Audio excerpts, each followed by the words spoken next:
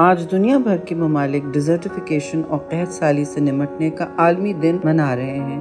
زمین کا صحرا میں تبدیل ہونے کا عمل اور قحط سالی ایک ایسا عالمی مسئلہ ہے جس نے دنیا کے 100 سے زائد ممالک کو اپنی لپیٹ میں لے لیا ہے۔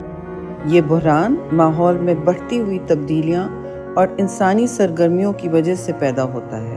پاکستان کے بہت سے علاقے تیزی سے صحرا کی شکل اختیار کر رہے ہیں۔ پانی کی قلت نہ صرف ڈیزرٹیفیکیشن اور قحط سالی بلکہ ہمارے کسانوں کی غربت اور بے روزگاری کی وجہ بھی بنتی ہے۔ پانی کی قلت کی وجہ سے ہم اس سال آم، گندم، گنا اور دیگر فصلوں کی پیداوار میں خاطر خواہ کمی دیکھ رہے ہیں۔ پاکستان جیسے زرعی ملک کے لیے یہ کمی شدید خوراک کے بحران کا باعث بن سکتی ہے۔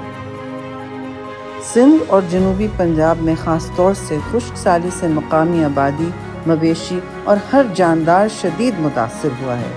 اس لیے ہمیں اپنی زمین کو ان سب اثرات سے محفوظ رکھنا ہے۔ ہمیں بڑھتی ہوئی ڈیزرٹیفیکیشن اور قحط سالی کا مقابلہ کرنا ہوگا۔